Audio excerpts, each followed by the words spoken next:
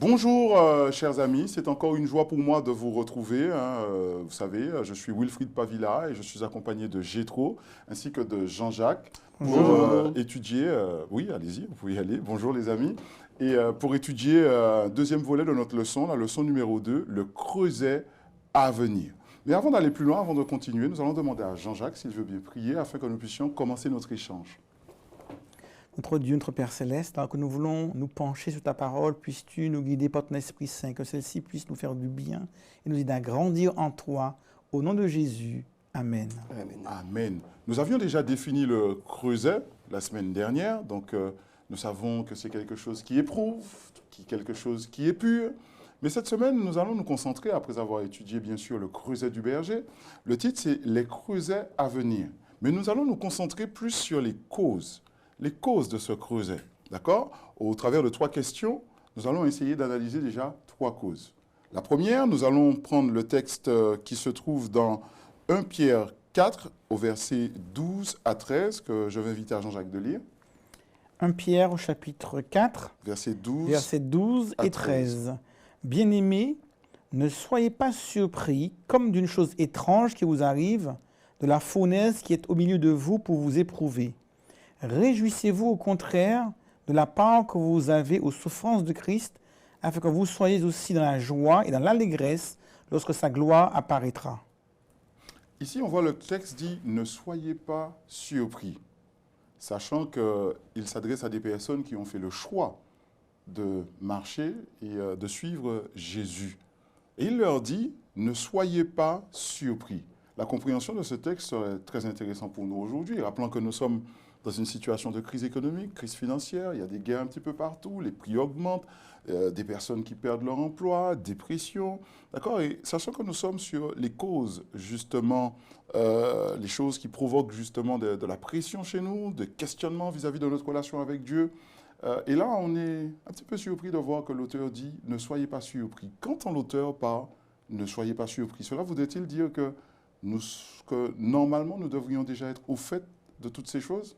On peut s'imaginer qu'au départ de l'évangélisation, les premiers chrétiens ont assisté à beaucoup de miracles. La Bible nous parle au niveau des actes de personnes qui ont été guéries, d'estropiés qui ont pu marcher, de morts qui sont ressuscités. Et on pourrait s'imaginer que des apôtres prêchant avec une telle puissance, des églises qui croissent et des âmes qui se convertissent, que tout est possible et que finalement rien ne pourrait nous arriver. Et on pourrait penser, comme certains chrétiens le pensent encore aujourd'hui, avec Dieu, je ne crains rien, et donc rien ne peut m'arriver parce que je suis avec Dieu. Et donc, Pierre le rappelle, non, au contraire. Le fait d'être avec Dieu ne nous retire pas les épreuves, ne nous retire pas les difficultés et les défis de l'existence, bien au contraire. Et dans certaines sociétés, plus que celle dans laquelle nous sommes ici en France, le fait d'accepter Christ engendre de très grandes difficultés familiales, relationnelles, parfois professionnels. Et dans certains milieux ou certains pays où le christianisme n'est pas la religion dominante, et je pense à certains grands pays notamment, le fait d'accepter Dieu veut dire que je vais devoir me fâcher ou que les membres de ma famille vont me rejeter. Et on imagine très bien, dans le contexte dans lequel l'apôtre Pierre s'exprime, que les chrétiens vivaient une situation similaire. Donc, ils étaient dans la surprise de l'épreuve, certainement qui était rude, qui leur tombait dessus. Dans la surprise que même le fait d'être avec Dieu et de voir parfois des choses extraordinaires dans le cadre de la prédication de l'Évangile, eh bien, ne va pas retirer les épreuves et les défis de l'existence. Donc, le fait d'être avec Dieu ne veut pas dire que nous sommes forcément à l'abri. Le fait d'être avec Dieu ne nous met pas à l'abri de tout ce que la vie nous réserve. D'accord, là il est clair. Gétro, est-ce que tu voulais rajouter quelque chose ou nous apporter quelque chose de plus par rapport à ce qui a été dit? Il y a dans le fonctionnement du cerveau beaucoup de raccourcis qui sont pris. C'est une nécessité énergétique. C'est-à-dire que le cerveau il ne peut pas être dans l'analyse profonde et exhaustive de tout en permanence. Donc il prend des raccourcis. Ces raccourcis, on les appelle les biais cognitifs. Et parmi ces biais cognitifs, il y en a un qui est très intéressant. C'est le biais de confirmation. Et le biais de confirmation, c'est je ne retiens de ce que j'observe que ce qui va conforter ma propre croyance. J'opère un tri inconscient. Or, la plupart des premiers chrétiens étaient soit des juifs, soit des païens. Et dans un cas comme dans l'autre, il y a une culture dominante qui est très simple, c'est « je suis avec Dieu, je suis béni, je suis protégé. Je suis contre Dieu ou la divinité, je suis maudit, j'ai des problèmes. » Et donc, quand on a cette culture dominante plus le fonctionnement de raccourcis, de biais cognitifs du cerveau, oui, l'apôtre a raison de dire « ne soyez pas surpris, sortez de vos préconceptions, soyez ouverts et surtout aimez Dieu, soyez fidèles, parce que n'importe quoi peut vous arriver. C'est précisément parce que n'importe quoi peut vous arriver qu'il est bon d'être fidèle et qu'il est bon, comme nous l'avons vu la semaine dernière, d'avoir ce fil rouge dans ma vie qui, malgré les vagues de la vie, eh bien, me permettent de tenir et d'avoir la paix à l'intérieur de moi. Donc voilà, c'est en ce sens-là, je pense que l'apôtre Pierre fait bien d'avertir et de dire « ne soyez pas surpris, mais tenez bon, tenez bon ». Donc cela voudrait-il dire que malgré tous ces témoignages que nous ont laissés ces hommes au travers de la Bible, que nous subissons encore ces travers de notre cerveau, entre guillemets, lorsque nous pensons qu'il est facile, tout devient facile lorsqu'on est chrétien et que normalement tout devrait être facile lorsqu'on est chrétien? Mais moi-même qui aime bien analyser ces choses-là, mais je tombe dedans tout le temps. Supposons maintenant que je rentre à la maison, là tout à l'heure je suis en voiture, je prends une amende de 135 €, je suis sûr que je ne vais pas manquer de me disputer avec Dieu et de lui dire « mais Dieu, écoute, je suis venu faire ton école du sabbat pour ton église, pour ta sainte cause et ton saint nom, et tu n'empêches pas le radar de se déclencher ». Voilà, parce que quelque part, il y a un conditionnement culturel qui te dit que si 10 000 tombent à ton côté, toi, tu seras protégé. Voilà. Et on retient facilement des versets comme celui-là, hein, je te protégerai de tout, mais on ne retient pas que quasiment tous les disciples se sont fait massacrer, que pour 3 compagnons de Daniel qui sont épargnés dans la fournaise, il y en a 200 000 autres qui sont brûlés. Pourquoi? Bien de confirmation, on a une tendance à ne retenir que ce qu'on a envie de croire. Ce qui nous rassure ici. Je me fais la voix d'une personne qui nous regarde. Il y a-t-il une solution pour sortir de cela? Une solution pour sortir du biais cognitif? Ah, mais je crois que une solution, je crois pas. Je crois que c'est... On n'en sort pas une fois pour toutes, c'est jour après jour. Moi qui ai conscience de ça, je suis obligé de me battre contre moi-même, mais jour après jour. C'est une lutte et c'est aussi un renversement de paradigme, sortir du paradigme païen dans lequel on achète la bienveillance de la divinité, on la rend propice, ce qu'on appelle la propitiation. On se la rend favorable, à coup de sacrifices, de démarches, de rites, d'offrandes, de différentes choses. On achète la divinité. Il faut sortir de ce paradigme-là et apprendre à aimer Dieu pour lui-même. Je cite, alors j'ai déjà cité sur ce plateau, je le cite partout parce que c'est ce que disait cette femme, était très beau. Rabia, une mystique musulmane qui disait « Dieu, si je t'aime par crainte de l'enfer, alors jette-moi en enfer. Si je t'aime par convoitise du paradis, alors prive-moi du paradis. Mais si je t'aime pour toi-même, alors ne me prive pas de ta beauté éternelle. » Alors je pense que quand on rentre dans un paradigme comme celui-là, mais ça, c'est pas un acquis. L'amour, c'est pas un acquis, c'est quelque chose qui va se conquérir jour après jour et qui se cultive jour après jour.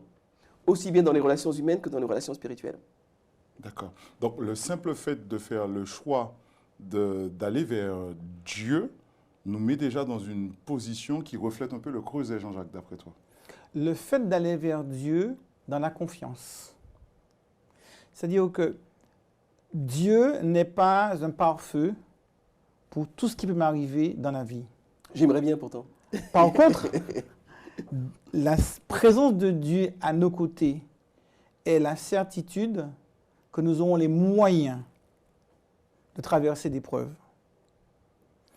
Et ça, c'est un rapport de confiance.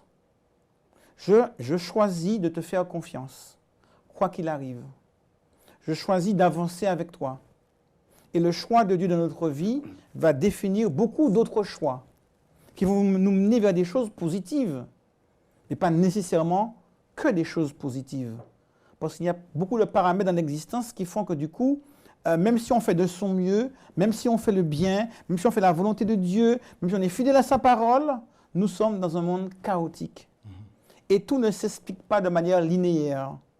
Ou parce que j'ai choisi Dieu, parce que je fais le bien, parce que je suis fidèle, alors je serai épargné de toutes les épreuves de la vie. Donc à partir de là, je ne peux pas tout expliquer. Je suis chrétien, je suis fidèle à Dieu, alors pourquoi la maladie, pourquoi la mort? Et nous sommes assaillis constamment de pourquoi. Et nous aurions aimé avoir des réponses légitimes à ces pourquoi, pouvoir les expliquer, pouvoir les justifier. Mais malheureusement, on ne peut pas tout expliquer, on ne peut pas tout justifier. Notre monde, il est chaotique, le péché a tout bouleversé et tout ne dépend pas de moi. Il y a des choix qui dépendent de moi. Je choisis de ne pas fumer, alors je réduis les chances d'avoir un cancer du poumon. Mais seulement si je suis un fumeur passif, je peux quand même avoir un cancer du poumon. Et je peux être ni fumeur actif, ni fumeur passif, et quand même avoir un cancer du poumon. Et puis en fonction de mon patrimoine génétique, du milieu de mon environnement, de mon éducation, de mon mode de vie, de mon stress, l'absence ou la présence de stress, il y a tellement de paramètres qui interviennent dans l'existence qu'on ne peut pas tout contrôler. On doit accepter de vivre en toute confiance avec Dieu parce qu'on ne pourra jamais tout contrôler. Et oui, on peut être fidèle, oui, on peut être un bon chrétien, mais on aura quand même des moments compliqués, des moments qu'on n'avait pas prévus et des choses qu'on n'aurait pas aimé vivre et qu'on devra vivre, mais qu'on pourra vivre si on reste confiant en Dieu qui, à travers ce monde de péché, ce monde chaotique, nous dit « Je suis à tes côtés ». Mais oui. Et tant que je suis à tes côtés, alors on pourra y aller. Mais oui, parce que la présence de Dieu change notre regard sur le monde et change notre regard sur nous-mêmes. Je crois que c'est là où tout commence pour traverser une épreuve. Prenons un cas très concret. Moi, j'ai perdu mon père en 2000. Je me suis disputé avec Dieu, je n'étais pas content. Hein. Il faisait du travail missionnaire, donc comme d'habitude, j'ai poussé ma petite... j'ai râlé, j'ai protesté, j'ai dit mais c'était ton travail de le protéger, etc. Mais quelque part, je suis vraiment tranquille avec ça parce que je sais que je reverrai mon père à un moment donné. Ça change le regard sur l'épreuve. Et parfois, quelle que soit l'épreuve, elle peut être quelque chose, même une petite chose peut devenir un océan dans lequel on se noie. Ou bien peut être une petite flaque par-dessus laquelle on saute. Ça dépend vraiment de la manière dont on le perçoit et dont on le vit. Alors, il y a plusieurs facteurs également en la matière. On ne peut pas donner de leçon à qui que ce soit, surtout pas. Parce qu'il faut savoir que les émotions, la psychologie, ça dépend aussi de facteurs physiques, comme les hormones. Vous sécrétez beaucoup de dopamine, vous êtes stressé facilement, vous n'en sécrétez pas beaucoup, vous n'êtes pas stressé facilement. Donc, il ne faut pas projeter un modèle et un comportement sur les autres. Simplement, clairement, en présence de Dieu, le monde prend une autre signification. Parce qu'on sait qu'il y a au-delà de nous-mêmes, au-delà de notre finitude, au-delà de nos propres besoins, il y a tout un univers éternel que Dieu nous prépare. J'aime bien ce que vous dites, puisque cela nous ramène à la réalité. Je reprends l'illustration du fumeur passif. Je choisis de ne pas bouger lorsque les gens fument autour de moi. Finalement, je me chope un cancer et j'en veux à Dieu de ne pas m'avoir protégé. Donc, en quelque part, cela nous aide à garder les pieds sur terre et à réaliser qu'il y a des choses qui se produisent sur terre qui sont les conséquences d'actions humaines et pas forcément du divin qui veut forcément atteindre l'humain. Peut-on voir les choses comme ça? Oui, il y a différents niveaux de responsabilité. Il y a des choix que je fais qui vont m'impacter moi, mais il y a des choix qui m'impactent et qui sont le résultat des choix qu'ont fait mes parents, qui ont choisi d'aller vivre dans tel ou tel pays, dans tel ou tel environnement. Il y a des choses qui m'impactent, qui sont le résultat du choix du pays au sein duquel je vis, parce que mon président a déclaré la guerre ou pas. Et il y a des choix qui m'impactent parce que Adam a choisi de pécher. Donc, en quelque part, tout ce qui m'arrive ne découle pas de choix personnels. Et on peut trouver ça illégitime ou injuste parfois, mais beaucoup des choses qui nous arrivent eh bien, sont des conséquences de choix que nous n'avons pas faits. Tu parlais, je choisis de ne pas me déplacer alors que quelqu'un fume à côté de moi. Mais je peux être contraint de rester assis parce que je suis dans un bus, à l'époque où on pouvait encore fumer dans les transports en commun, et être fumeur passif malgré moi. Donc oui, on subit les conséquences de choix que d'autres ont fait, mais toujours, tout le temps de l'existence. Et d'autres subissent les conséquences de choix que nous faisons. J'ai pris ma voiture, par exemple, aujourd'hui pour venir. Ça a une conséquence sur l'ensemble de la planète. Même si elle est infinitésimale, l'accumulation de ces petits infinitésimaux a une répercussion sur la planète entière. Donc c'est intéressant aussi de se demander dans quelle mesure est-ce que ce que je fais a un impact pour pouvoir apprendre à gérer notre comportement et nos ambitions et les mettre à la juste proportion. Donc, peut-on dire que la cause d'une épreuve peut ne pas être forcément un jugement de Dieu ou quelque chose de la sorte? Je ne dirais pas « n'est pas forcément ». Je dirais « n'est jamais ». N'est jamais. Moi, je crois que le mal ne procède pas de Dieu. Le mal procède des choix que les humains ont faits en se séparant de Dieu. Et les conséquences du péché, de tous ces petits choix que nous faisons, eh bien, ont eu pour conséquence ce monde chaotique au sein duquel nous évoluons. Et Dieu intervient justement pour nous montrer des voies, pour atténuer les effets de ce mal qui nous entoure, avec la solution ultime, qui est donc ce salut qu'il nous offre et ce monde nouveau qu'il va créer. Seul le bien procède de Dieu. Alors tu me tends une perche parce que je souligne ce que tu viens de dire. Donc je vais t'inviter à lire 1 Pierre 5, versets 8 et 9. Je voudrais bien réagir. Pendant qu'il cherche, oui, Pendant vas-y. qu'il cherche. Oui. Disons que on a des mécanismes de défense qui se mettent en place quand une galère nous arrive et qui vont mettre en œuvre les éléments religieux culturels qui nous constituent. Et parmi ces éléments culturels, il y a des choses que l'on entend souvent dans les églises chrétiennes, c'est l'épreuve arrive parce que Dieu permet que l'épreuve arrive, ou voire Dieu t'envoie une épreuve parce qu'il a une plus grande vision à long terme. Je rejoins Jean-Jacques, je ne crois pas que Dieu envoie le mal. Que Dieu puisse se servir de circonstances différentes pour nous permettre de dépasser des choses, certainement. En tout cas, moi je le vis comme cela. De là à dire que Dieu l'envoie, je ne crois pas. Par exemple, j'entendais une femme dire que sa fille était morte parce elle avait attrapé un cancer, parce qu'elle prenait une mauvaise voie, et Dieu ne voulait pas qu'elle perde la vie éternelle, donc il lui a envoyé un cancer pour la sauver. Là, ça relève plus de ce que j'ai envie de croire pour me consoler que de ce qu'une saine théologie me permet de dire. J'ai trouvé. C'est bien ce que tu développes. Donc c'est pour ça que je vais te réquisitionner pour le verset 10. Et tu vas déjà chercher La punition Jérémie. directe. Oui. Et tu vas déjà chercher Jérémie 9 au verset 6. Alors parce que j'ai réquisitionné Jean-Jacques pour le premier parce que j'ai bien aimé ce qu'il disait par rapport au mal. Mais toi, tu reviens avec la même idée, mais là, maintenant, c'est Dieu. Donc, c'est pour ça que je te réserve le verset 10 et ce fameux texte de Jérémie 9 au verset 6. Maintenant, Jean-Jacques, est-ce que tu peux nous lire le verset 1 Pierre 5, 1 Pierre 4, oh là, je me suis trompé. 1 Pierre 5, versets 8 et 9. 1 Pierre 5, verset 8 et 9. Votre adversaire, le diable, rôde comme un lion rugissant, cherchant qui il dévorera. Résistez-lui avec une foi ferme, sachant que les mêmes souffrances sont imposées à vos frères dans le monde. Très intéressant comme texte, puisqu'on voit que le diable cherche.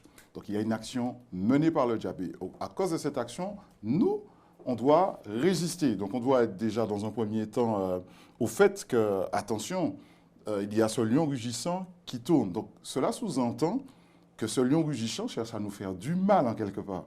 Ah mais c'est clair. La question c'est le lien de cause à effet.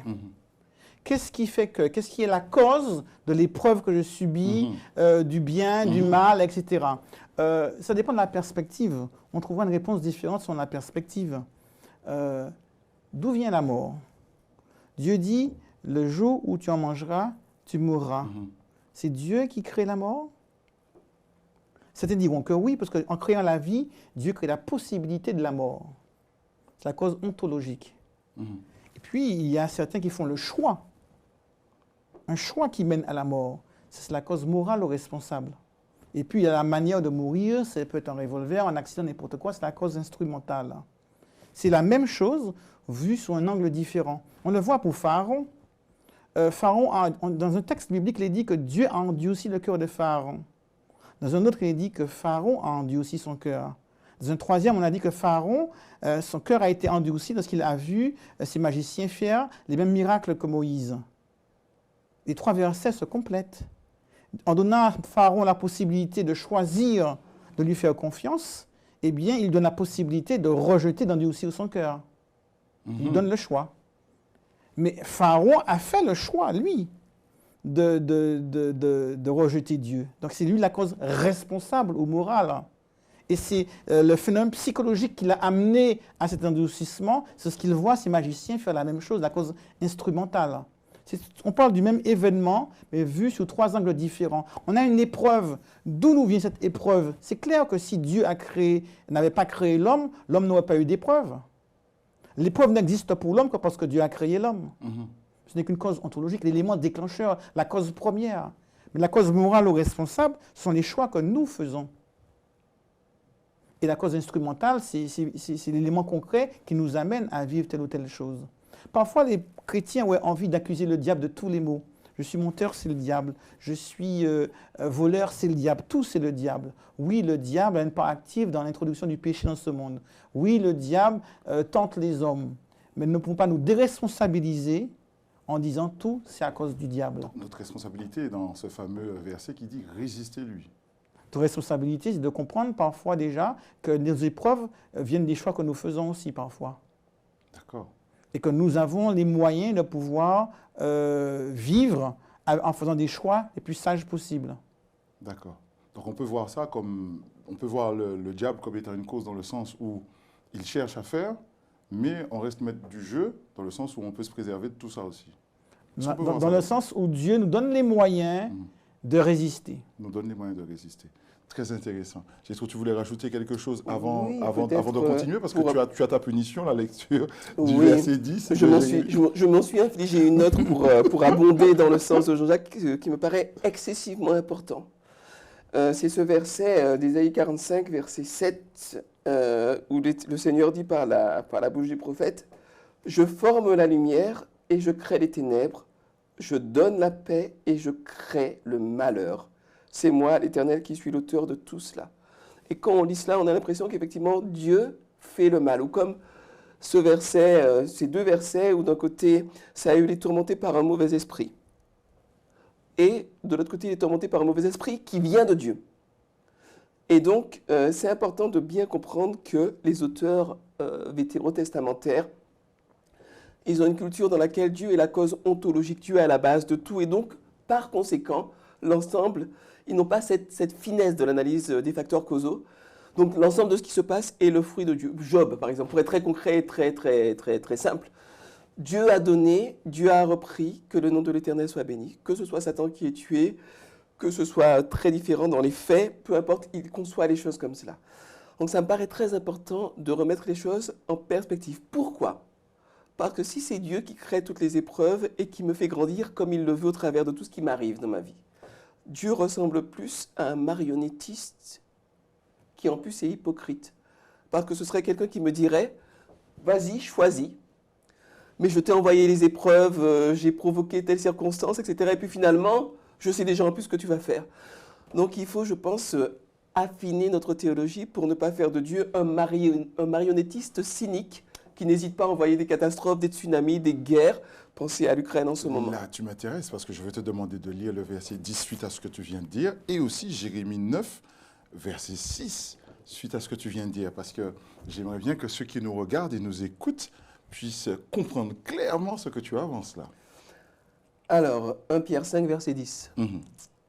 Le Dieu de grâce vous a appelé en Jésus-Christ à sa gloire éternelle. Après que vous aurez souffert un peu de temps, il vous rétablira lui-même, vous affermira, vous fortifiera et vous rendra inébranlable. Évidemment. Et l'autre verset, c'était 9. Si tu veux, tu peux déjà faire un commentaire sur celui-là avant de prendre l'autre si tu veux. Le commentaire que je ferai... Parce que ça dépeint bien ce que tu as dit avant. Le commentaire que je ferai rejoint... c'est presque une aparté, mais elle me semble importante aussi. Moi, ça m'a changé ma vie spirituelle. Ça rejoint le psaume 23 de la semaine dernière. « Oui, j'habiterai tous les jours de ma vie dans la maison de l'Éternel. » Et ici, l'Éternel nous rétablira et nous serons fermes et inébranlables. En fait, je pense que c'est une vérité ontologique. Et je vais l'expliquer. Je crois sincèrement que tout ce qu'il y a de bon en moi et en toi et en Jean-Jacques, tout ce qu'il y a de brillant, tout ce qu'il y a de beau, il y a du bon, il y a du brillant, il y a du moins brillant aussi, il y a du moins beau aussi, on est d'accord. Mais tout ce qu'il y a d'intéressant, toutes ces choses trouvent leur source et leur puissance en Dieu. Or, Dieu est inébranlable, Dieu est immuable, Dieu est éternel, et donc j'ai la conviction que tout ce qu'il y a de beau, de bon, tout ce qu'il y a de valable en moi est vivant éternellement d'une manière ou d'une autre. Et donc, en ce terme-là, la vie éternelle, je l'ai déjà. Parce que ceux qui méritent de vivre en moi vivraient éternellement en Dieu. Vous savez comment j'ai découvert ça? C'est très curieux, c'est en écoutant Bach, Jean-Sébastien Bach. Parce que je compose un peu de musique. Et souvent, quand je compose quelque chose, c'est que je me dis, ah, je suis content de moi. Et puis après, je vais écouter Bach et j'ai envie de tout arrêter parce que ce qu'il fait est tellement extraordinaire. Et je me dis, finalement, voilà quelqu'un qui a été tellement profond, tellement beau dans la musique que, à la limite, ce qu'il a inventé, je crois qu'il est inspiré, va exister éternellement. Et donc, en ce sens-là, Bach est immortel. Je crois qu'il y a une réalité spirituelle qui fait qu'on ne doit pas trop se soucier, mais j'aime expliquer, avant de me faire licencier.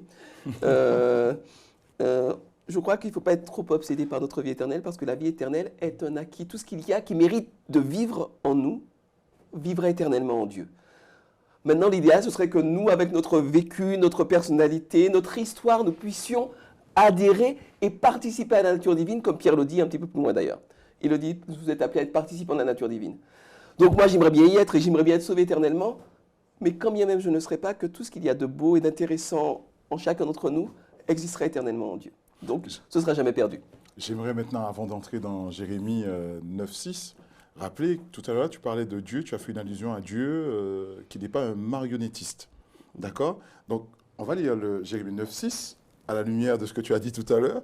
Et j'aimerais que Jean-Jacques, ou toi, ou les deux, ce serait bien, puissent nous expliquer un petit peu ça. Comment ils voient la chose? C'est pourquoi, voici ce que dit l'Éternel, le Maître de l'univers. Je vais les fondre, je vais les mettre à l'épreuve.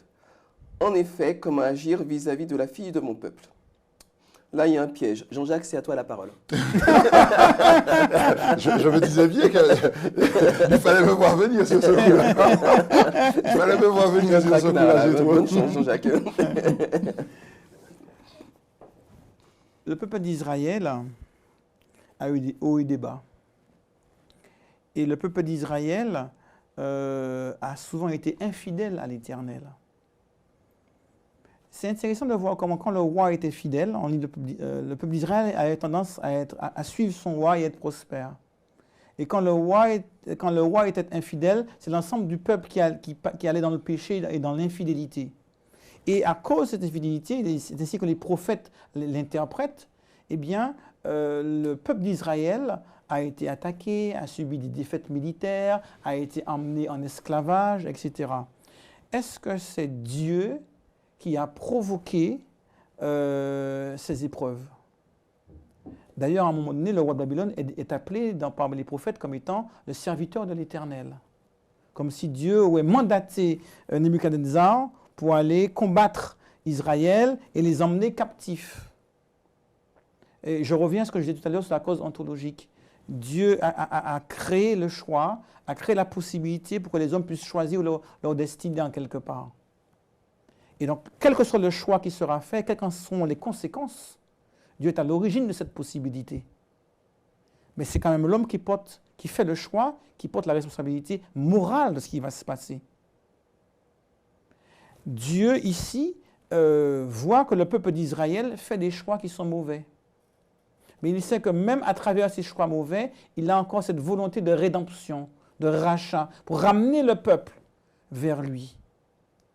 Et c'est où je crois que c'est intéressant de comprendre ce passage, ce verset, où dans l'épreuve, Dieu nous dit, cette épreuve, quelle qu'en soit l'origine, quelles qu'en soient les conséquences, j'interviens pour rendre possible ton salut. Et jusqu'à donner ma propre vie sur la croix. Et c'est là où la croix, me semble-t-il, est indispensable pour lire tous ces textes prophétiques. Parce que si on les extrait de cette perspective du sacrifice ultime de Jésus, on obtient un Dieu qui effectivement voit les épreuves. Alors là, je suis dans Lamentation de Jérémie, verset chapitre 2. Le Seigneur a englouti sans pitié tous les domaines de Jacob. Dans sa fureur, il a démoli les forteresses de la fille de Juda. Il a retiré sa main droite, il a tendu son arc comme un ennemi. Sa main droite s'est dressée comme celle d'un assaillant. Il a fait disparaître tout ce qui plaisait au regard. Il a déversé sa fureur comme un feu sur la tente de la fille de Sion. Il ne faut pas oublier que l'auteur inspiré est inspiré dans un objectif et que parfois, pour pouvoir atteindre un objectif, il faut employer des termes et une manière de penser que le récipiendaire, celui qui est le destinataire, peut comprendre. Et à l'époque, on est dans ce que j'appelle la géopolitique de la foi. Donc on est vraiment dans un rapport à la divinité dans lequel j'ai un Dieu, tu es un Dieu, on se fait la guerre, c'est le Dieu le plus fort qui va gagner. Et avec cette vision un petit peu simpliste des choses, peut-être que parfois le peuple d'Israël a besoin d'entendre que Dieu est en colère, que dans sa fureur, il va tout renverser, qu'il va s'énerver, qu'il va perdre patience. Mais c'est là l'intérêt de la lecture christocentrique de toute la Bible.